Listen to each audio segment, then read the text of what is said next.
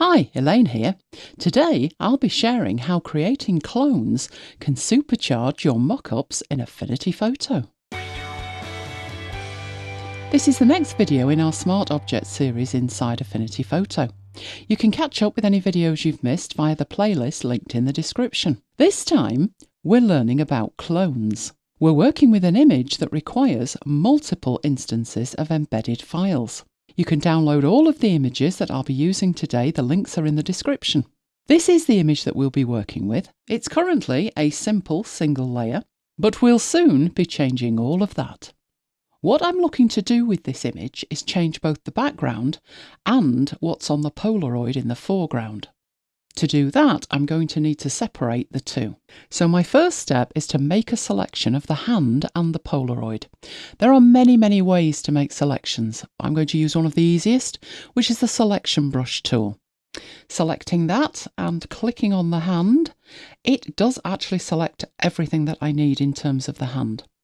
Moving that up to the Polaroid and clicking, and it's not quite so clear, but what I'm doing is I'm moving the mouse pointer and clicking, and while I now have the entire Polaroid, there are bits missing in the middle, so I'm just clicking over those to make sure that everything is selected.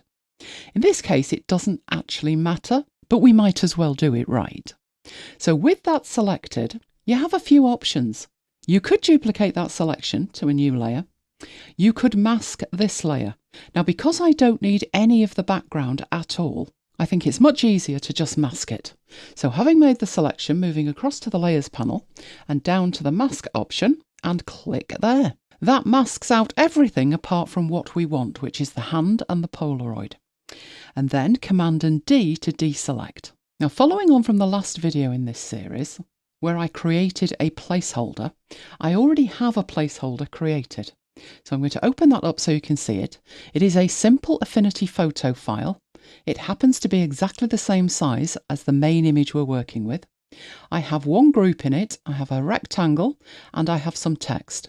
This looks very similar to the file I've worked with before. The difference is the size, but that is how I always put together my placeholders. Now it's no good having that placeholder open. What I need to do is to place that file inside the file that we're working with. This time I'm just doing a simple drag and drop. And that brings in my placeholder as an embedded file. All I then need to do is move that into position. Obviously it's in front of the hand at the moment and it needs to be behind it. So changing that in the Layers panel, and our placeholder is now behind the hand. Double clicking on the thumbnail drills us down into the embedded file. And I have a few images that I'm going to use here. Let's start with the butterfly image. So dragging that in. Now it needs scaling up, so I'm moving it to the top left hand corner and pulling it out so it fills the area. There's a tiny bit of a gap at the bottom. I'm just going to pull that down so it actually fits it. And then we can close that embedded file. And that has placed the butterfly in the placeholder behind the hand. Now to replicate the style of the original image, we need another instance of the butterfly image to place over the Polaroid. You have two options at this stage. You could add a new placeholder and then add the butterfly to that. But seeing as though we already have the placeholder embedded in this file, and it already has the correct image in it, it would be far quicker to just duplicate what we already have. So making sure that I've selected the placeholder and Command and J, that gives me a second copy of that image. Currently behind the hand, it needs to be in front of the hand. So moving it up in the Layers panel and then scaling it so we can see the hand and it's almost the right size. Now, before I move on and do anything with either of these, I better explain what we've now got, which is by duplicating it, one of these images, we have two copies of the same embed. That's important. They're known now as clones. Changing one of them will change both of them. But when I say that, I mean drilling down into the embed file and making changes will change both of them. Just to see that, I'll open up the smaller one on the top and change the image. So I'm not removing the butterfly image, I'm just putting the cat image on the top. In one instance of the embedded file. Going back to our original file, you can see it has actually changed both of them. That is the power of a clone. Now that doesn't mean that you can't apply different treatments to each of the clones. You most definitely can. So the smaller clone over the top of the Polaroid needs to have a perspective added to it. New live filter layer, distort, perspective, and zoom in so we can see it. And I'm just going to place these corners correctly. And the point to note while I'm doing this is that the changes I'm making to this instance of our clone are having no impact on the larger image in the background, because the changes I am making to one instance of it. I am not drilling down into it and making changes. Now the other thing I need to do to this is to add some effects to it. And these are standard effects I've been using throughout the whole series. So a 1 pixel outline and an inner shadow. The inner shadow amount will depend on the actual image. I can take this one up quite high with this image and up the intensity on that. And as personal preference, if you want to offset it slightly, you can. I tend not to, but let's leave it there for this one. And okay, so the changes I've made to the single small instance have not rippled through to the bigger one. For the changes to be made to all of them, you need to drill down into it, and I don't need to drill down into it for the changes I've made here. Now, to have this looking more like the original image, I need to put a blur on the background. And it was actually quite blurry. Now, with this image, there's a slight problem. We can't see the cat in the main image. But we know that the hand is separate from the rest of the image, and the placeholder of the cat on top of the Polaroid is also separate. So by selecting those and using Command and G to group them, what we now have here is something that we can actually move. So you can change the entire composition of this image.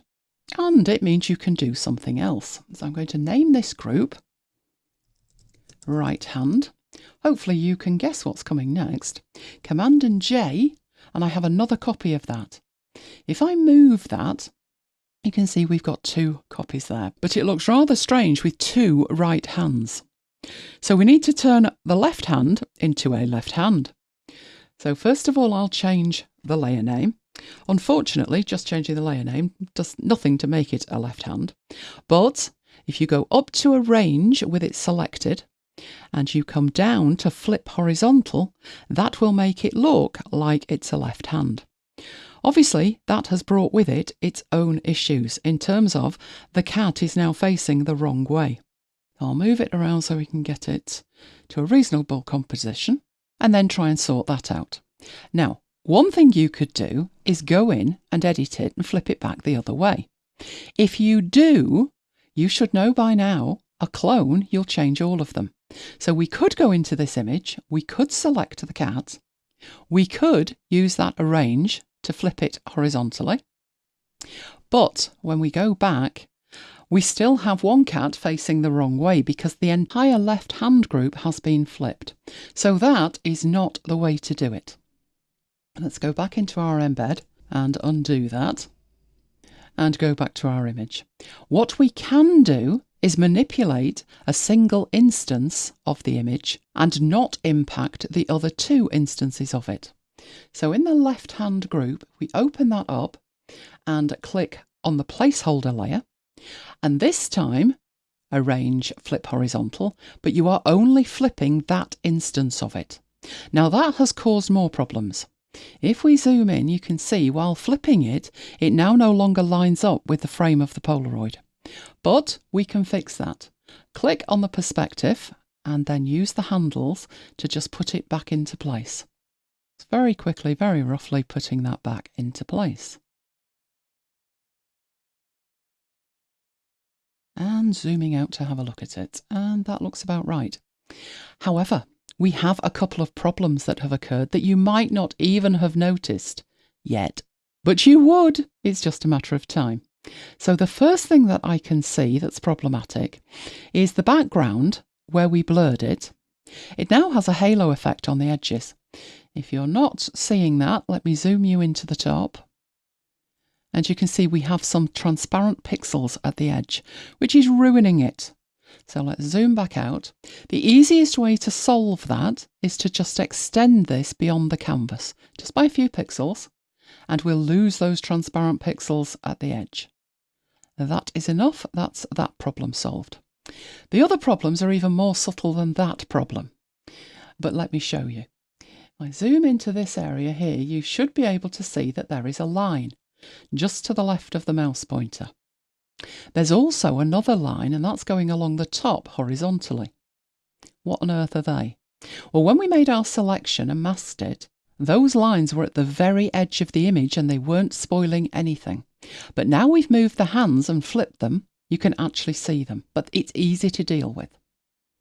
So moving out so I can still see it, I'm going to use the erase tool from our tools, and clicking on the left hand, you can see the assistant is giving us a message telling us that it's actually masked that for us, so it's non-destructive.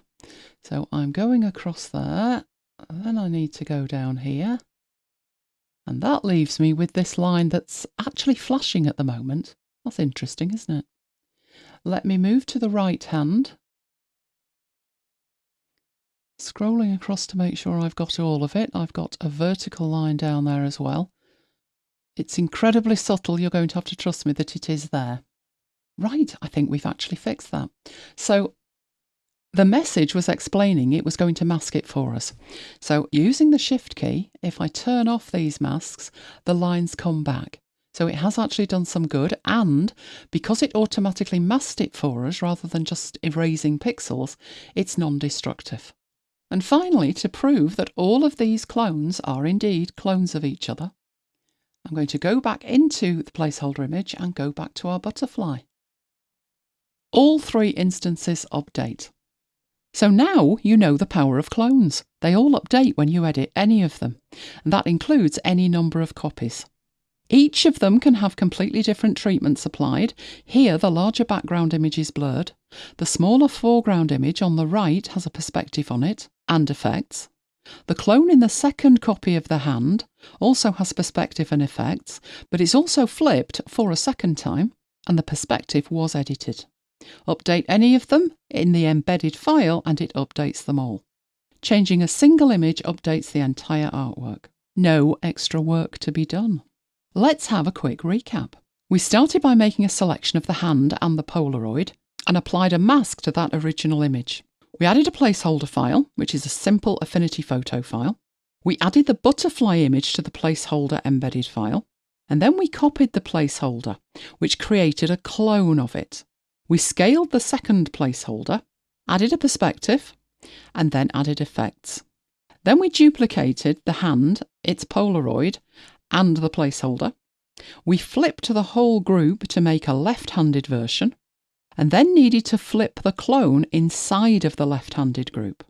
Then we adjusted the perspective of the Polaroid held in the left hand, tweaked the hands for perfect positioning, and hopefully you've learnt that changes made inside an embedded file change all instances of it, but changes made to each individual instance of the clone apply only to that clone.